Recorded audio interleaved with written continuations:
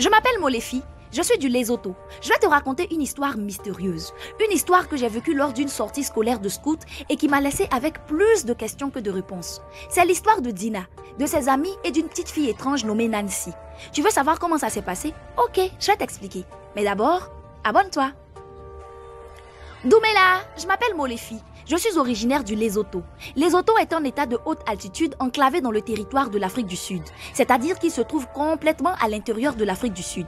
J'habite à Matlaka Road, dans le quartier de New Europa à Maseru, la capitale. Nous étions partis dans le cadre d'un jamboree de scouts en pleine brousse à l'intérieur du pays pour une sortie de plusieurs jours. Le jour de notre arrivée, Dina et deux de ses camarades ont été chargés d'aller chercher de l'eau à un puits situé à 500 mètres du camp.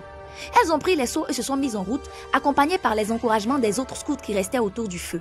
En chemin, elles ont commencé à entendre des bruits étranges. Les hautes herbes qui encadraient la piste crissaient sous des pas furtifs, comme si quelque chose ou quelqu'un les suivait. Au début, elles ont eu peur, imaginant des animaux sauvages ou pire.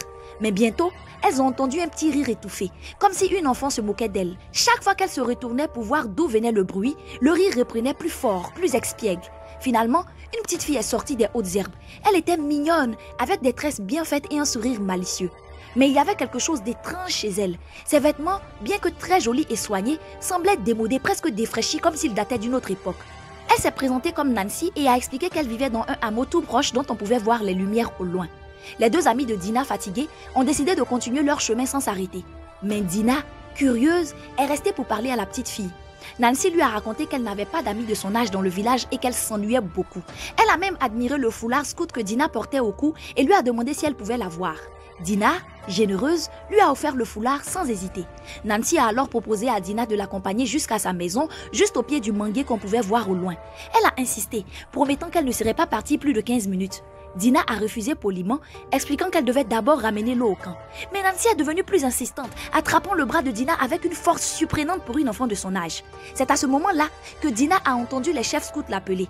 Inquiets de ne pas la voir revenir, ils étaient partis à sa recherche avec ses deux amis. Aussitôt, Nancy a lâché Dina et s'est volatilisée dans les hautes herbes, disparaissant en une seconde comme un fantôme. Quand les chefs scouts sont arrivés, Dina leur a expliqué qu'elle discutait avec une petite fille du village.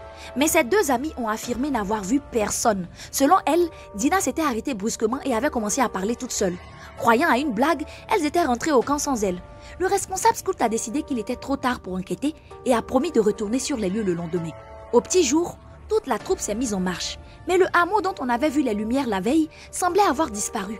Les hautes herbes et le brouillard rendaient la progression difficile. Néanmoins, la troupe avançait en silence vers le manguier que la petite fille avait montré la veille à Dina.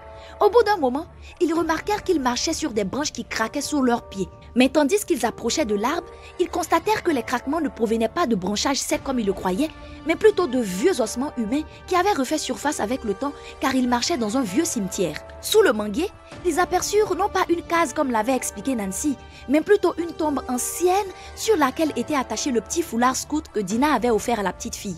La photo sur la tombe acheva de les sidérer car c'était bien l'image de Nancy, la petite fille qui avait causé avec Dina et qui, selon l'inscription sur la pierre tombale, était décédée depuis plus de 30 ans. Ce que tu n'as jamais vu, faut pas dire que ça n'existe pas. Toute ressemblance avec des faits, des personnages existants ou ayant existé n'est pas du tout le fruit d'une pure coïncidence. Ah, madame.